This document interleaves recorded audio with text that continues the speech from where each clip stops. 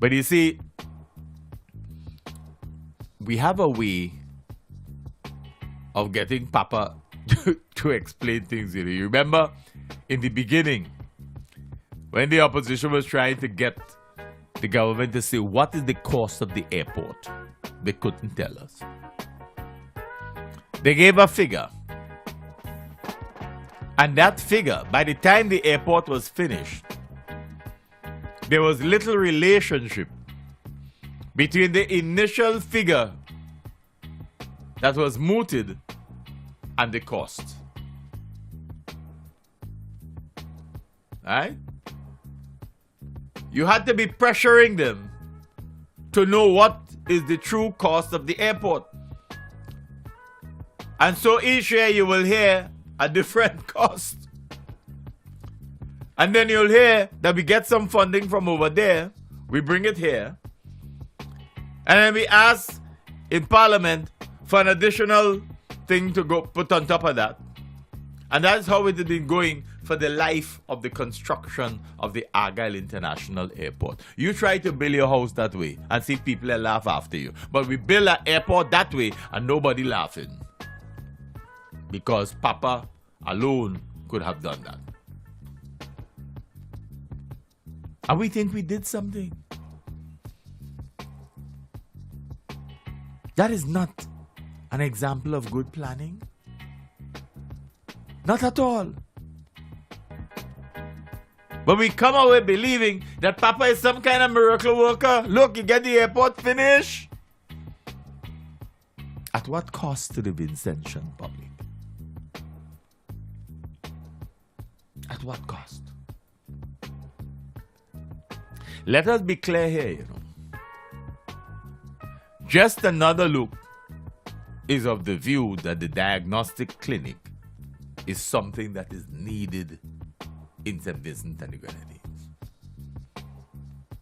A quick perusal of the statistics on kidney patients and people with renal problems justifies that. But there are several issues attendant to the creation of a diagnostic center that we have not really addressed. There's several issues. But you see, we operate in a system that when Papa speaks and the government says it's going to do something, nobody must ask a question. Nobody must engage in critical thinking to analyze what is being said and done. They want us to take everything for granted because they said it must be accepted. That is dictatorship. That is not a democracy. That is dictatorship. And that's why we often talk about living under a benevolent dictatorship. Because if you're not willing to allow people to be involved in the process, if you're only going to make it as you did with the Argyle International Airport, a party project rather than a national project, in spite of what you may say publicly, then it's a form of dictatorship. It is authoritarianism gone wild and gone beyond. If you can feel it incumbent upon yourself to proclaim that this is possible only under your leadership, then there's something wrong with that. That's the stuff of dictators. That's the stuff of dictators. So it forces people to ask themselves, are we or are we not under some sort of benevolent dictatorship?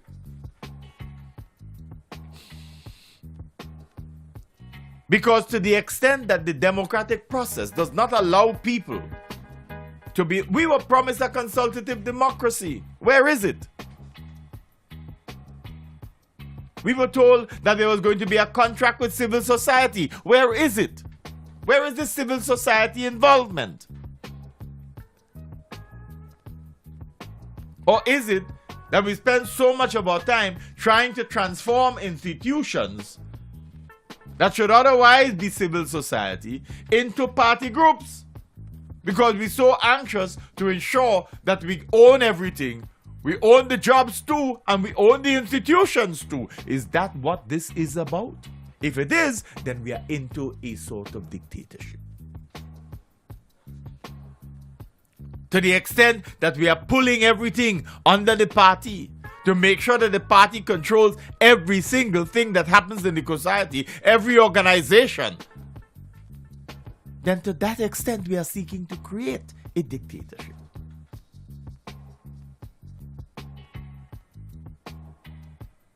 That's the point that we are making here. So while we agree that the facility, the diagnostic center, is needed and can respond, if properly operational and fully operational, to the needs of many Vincentians, an increasing number of Vincentians, then we ought to make it a broader, more national process. And the people must know the truth.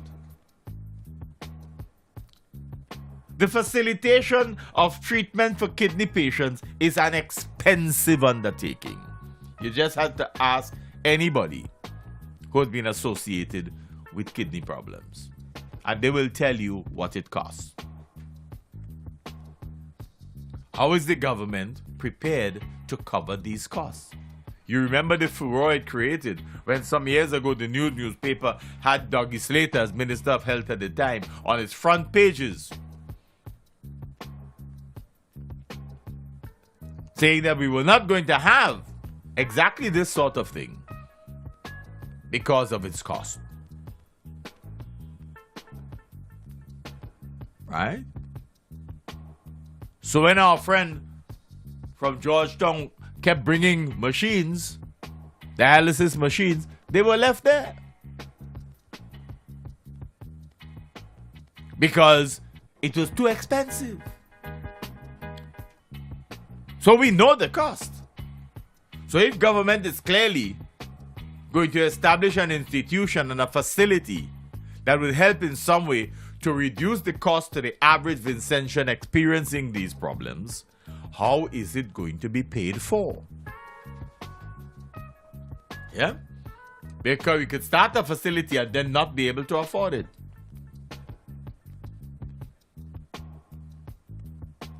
We have to understand that. The gamesmanship that we once played with Venezuela are at an end.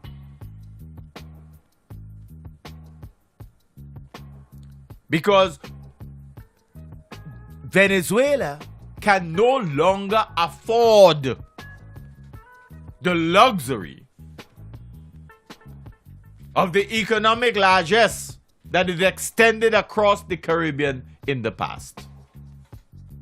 It can no longer afford it. Its petroleum production capacity has been significantly diminished.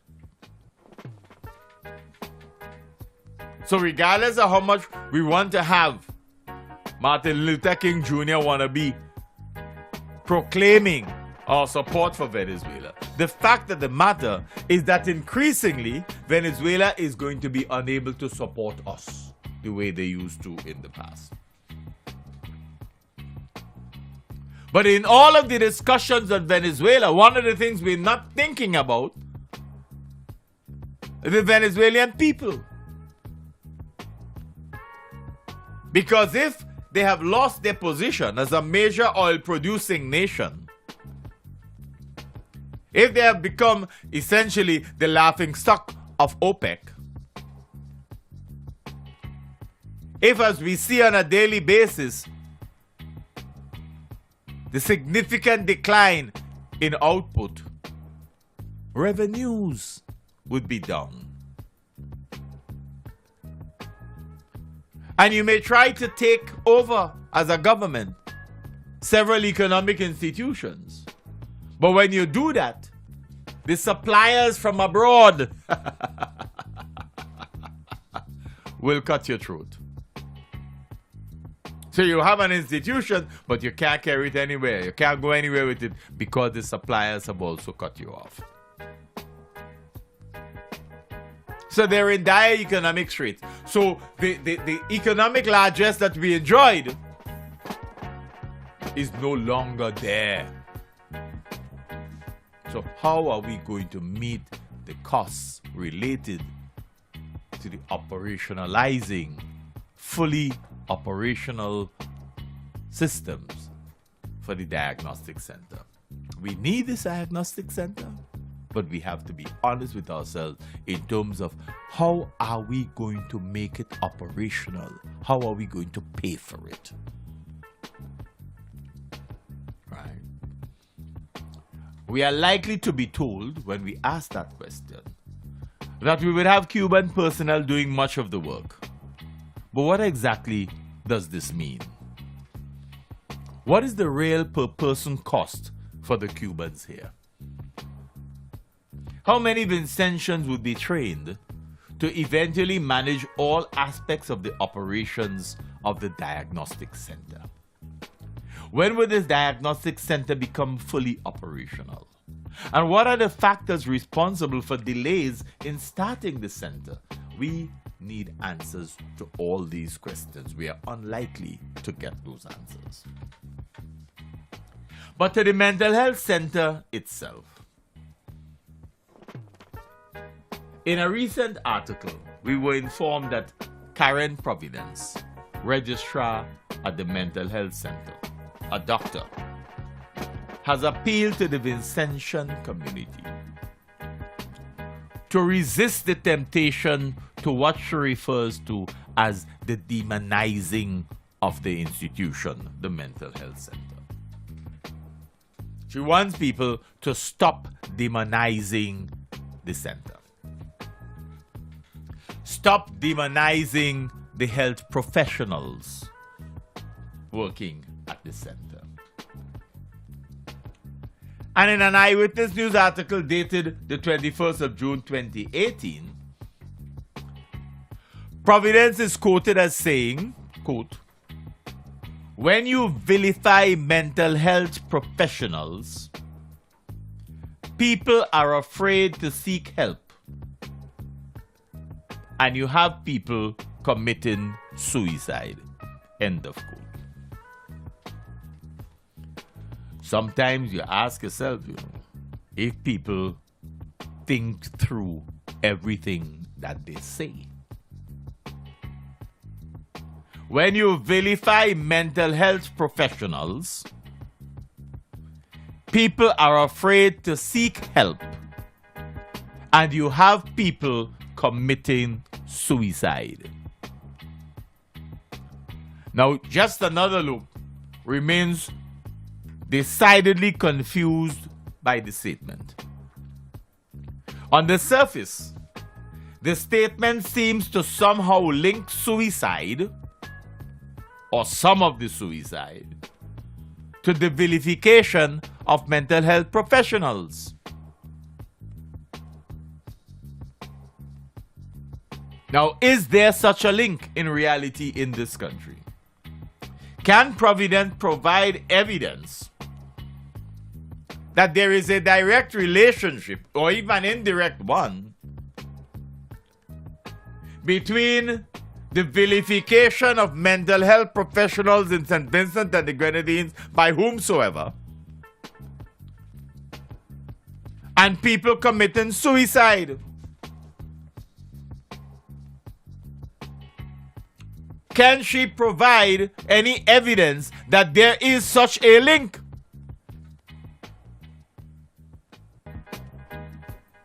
She is a professional.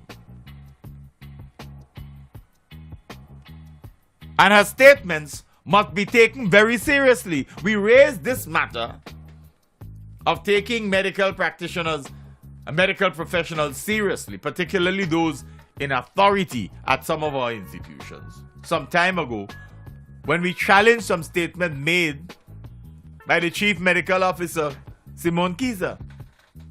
And you remember that. And here we have a health professional stating that when you vilify mental health professionals, people are afraid to seek help, and you have people committing suicide. Is that a statement of fact, or is it an assumption? Where is the evidence of this. Has there ever been any evidence to support the claim that the vilification of mental health professionals in this country is in any way linked to the commission of suicide? You see, our concern with Providence's statement is that it came as she was responding to the magistrate in the magistrate's court. And one would expect that when making statements in court, one would want to be sure that they are accurate, that they are not mere speculation, that they are not fanciful thinking. This is the reason that Just Another Look is asking for evidence of any link between the demonization of mental health professionals and suicide in St. Vincent and the Grenadines. And we are saying that at the time the statement was made, the magistrate should have asked that question. Magistrate Burnett should have immediately picked it up and raised the concern that we are now raising. Is there any evidence of this link? Because it's a very serious statement. If this is true, then we have a serious indictment in our society. Part of the problem here, dear friends, is that Providence's comments in the court came after the most recent suicide of a 15-year-old girl.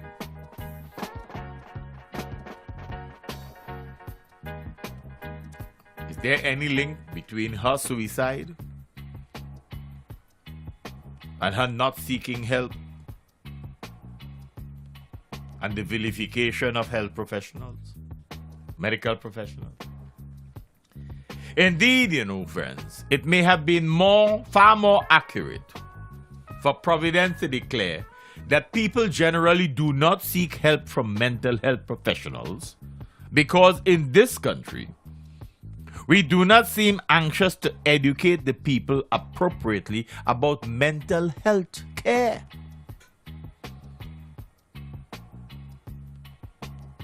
Is it or is it not true that to the vast majority of Vincentians, the minute you mention mental health, they think madness?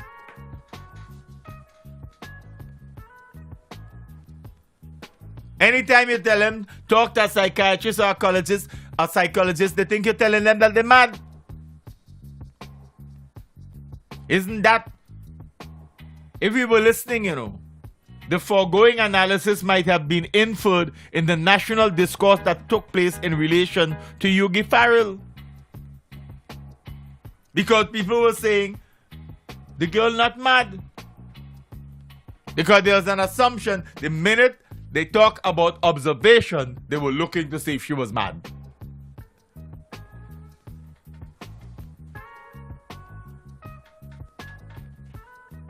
Many are not knowledgeable of the various types and stages of mental illness.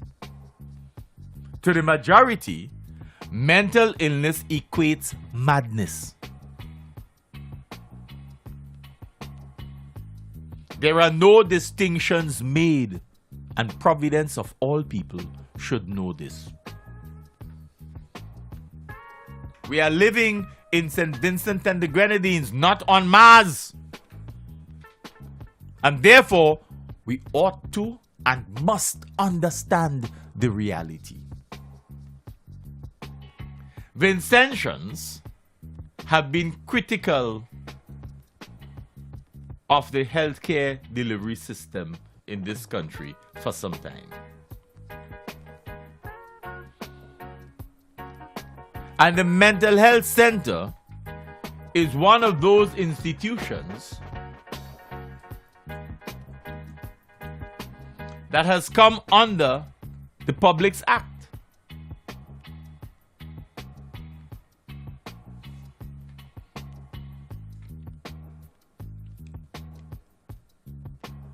One wonders whether Providence would have Providence would attribute to the demonization of medical practitioners at the Milton Cato Memorial Hospital in Kingstown? What would she attribute to the demonization of medical practitioners there? Because they are also demonized.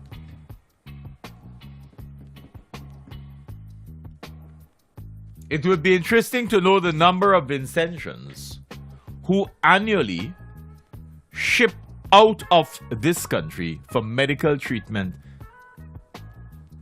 and their reasons for doing so. Why do so many people take up the CT scan or the whatever and hightail it to the airport to get to another country's medical institution? Why? Is it because of vilification of the people here?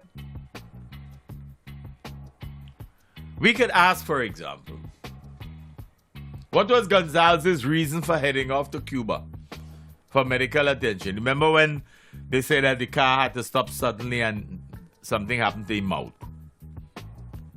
He went down to the hospital for a little while and then he head off to Cuba.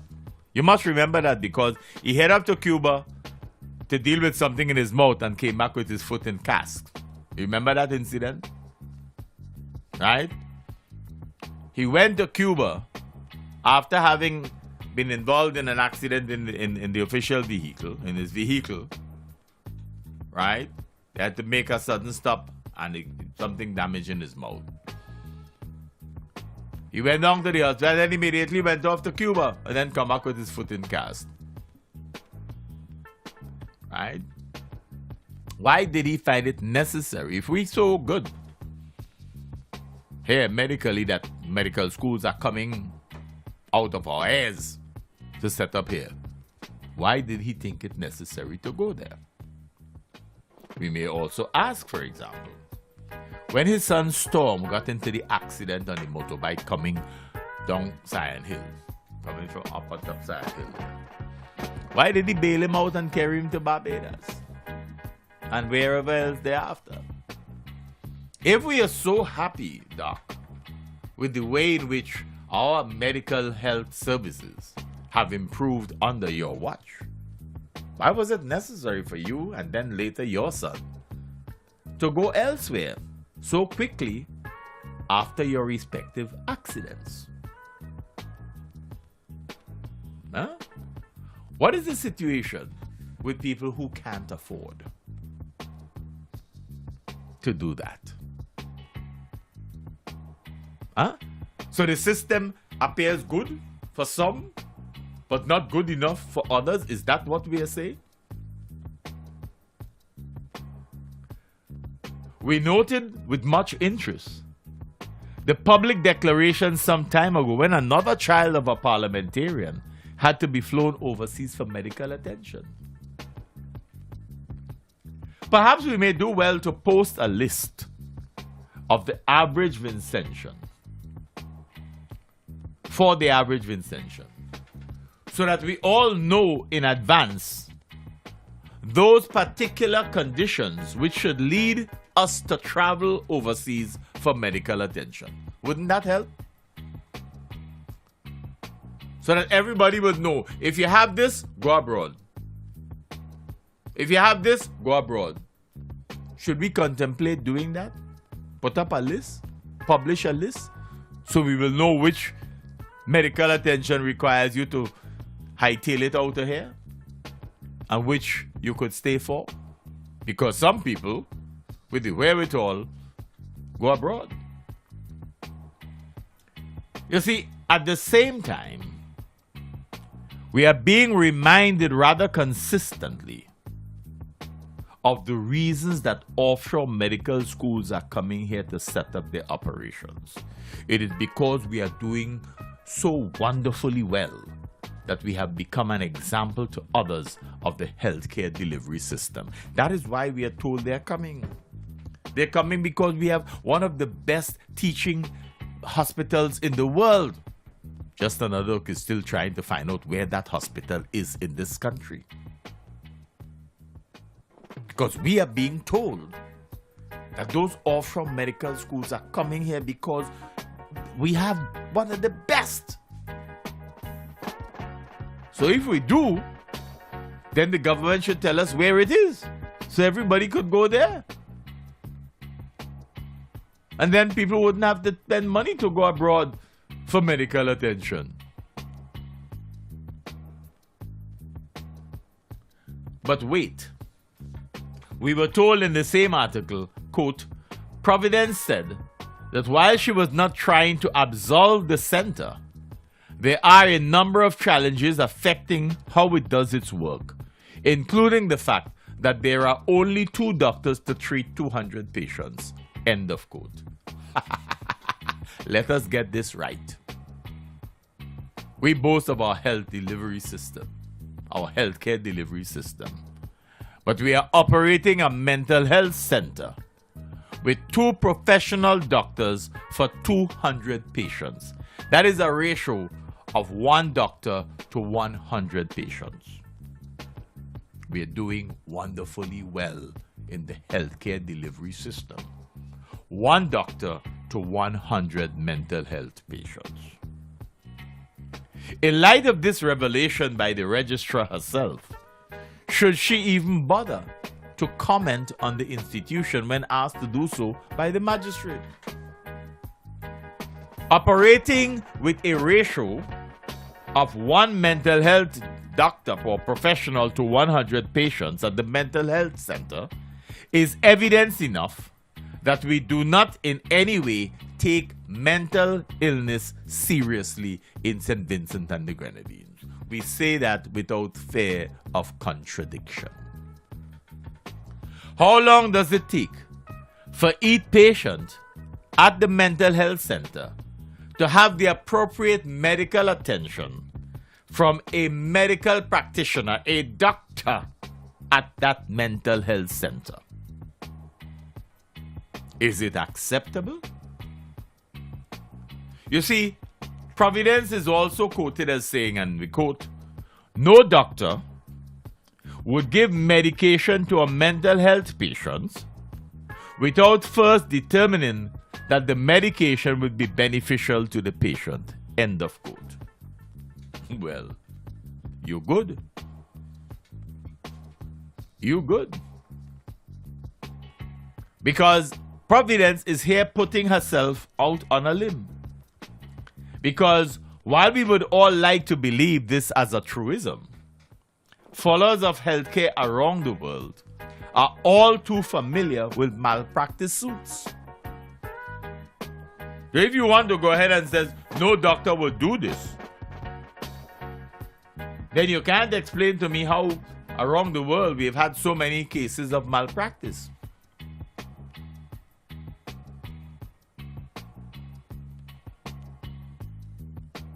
We must admit that we have not had many malpractice suits here, but that does not rule it out from happening. Of interest might well be whether or not people are afraid of bringing cases against medical practitioners in this country, whether they would get any lawyer to take the case. You see, Providence is credited with saying that, quote, the center has problems and difficulties attracting or retaining doctors, end of quote.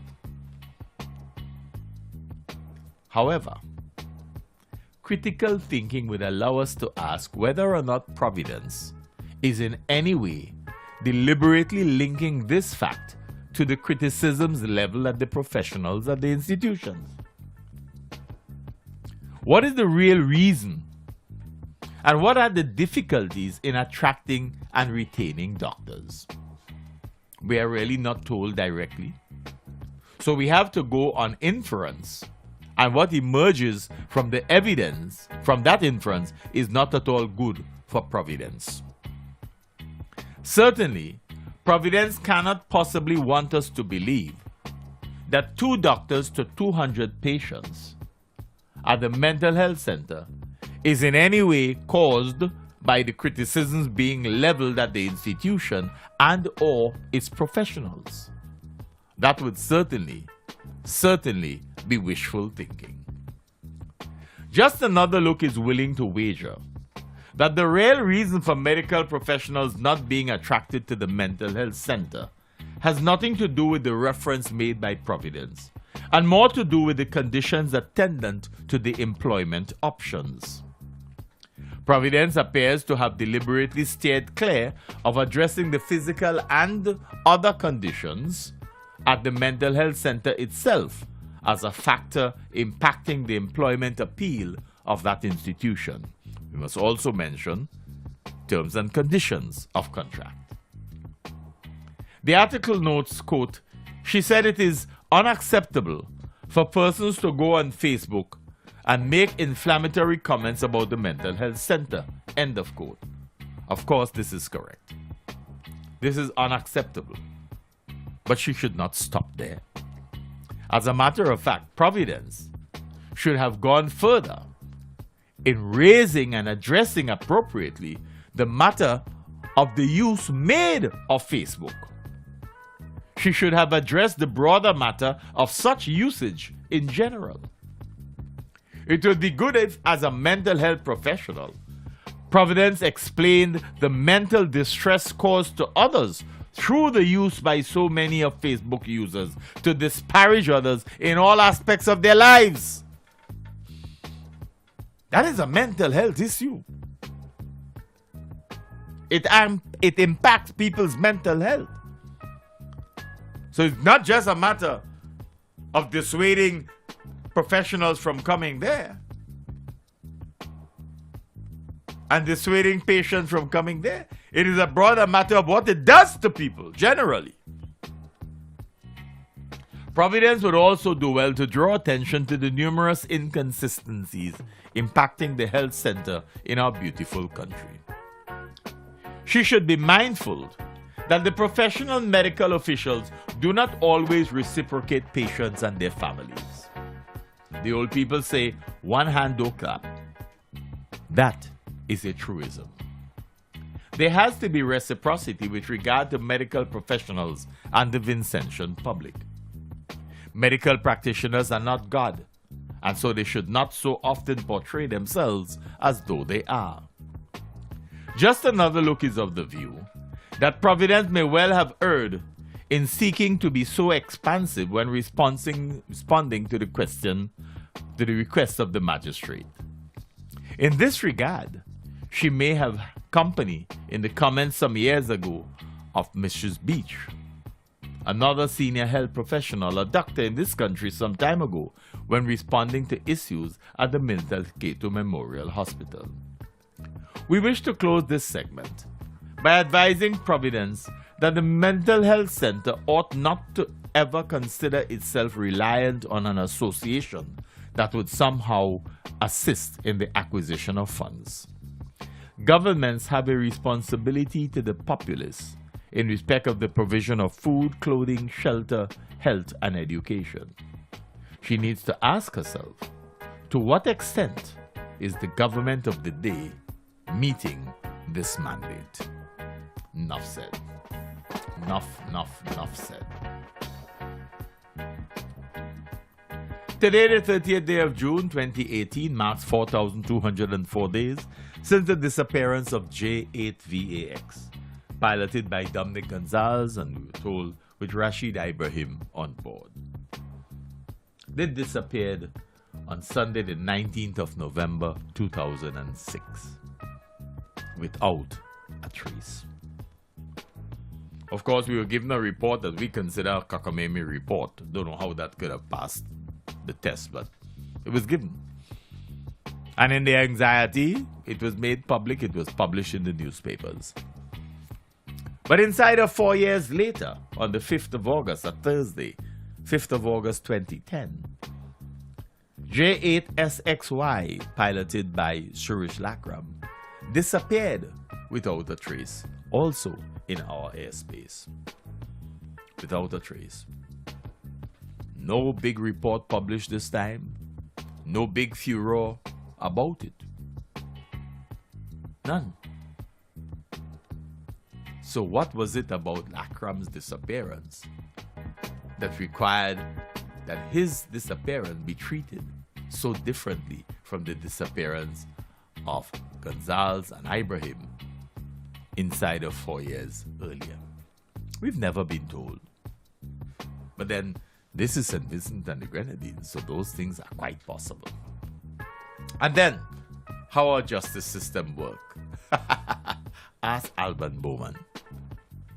His wife was crushed to death on her way to work, driving her own car on the 19th of September 2008. Crushed to death with debris falling from somebody's collapsed wall. Crushed to death. No compensation. He must make a case. He must pay to make a case to get justice served. Well, welcome to St. Vincent and the Grenadines. Enough said. You've been listening to another edition of Nice Radio's Callaloo presentation, Just Another Look. Just Another Look is an innovative, exciting, albeit decidedly provocative and yes, certainly controversial, socio-political analysis of issues of a local, regional, and international nature. Just Another Look is heard only on Nice Radio, first aired on Saturdays at 6 p.m. with repeat broadcasts on Sundays at 9 p.m. You can always catch us on the World Wide Web, www.niceradio.info, or you can check out our Just Another Look blog, www.justanotherlook.com. I am, of course, Keith Joseph.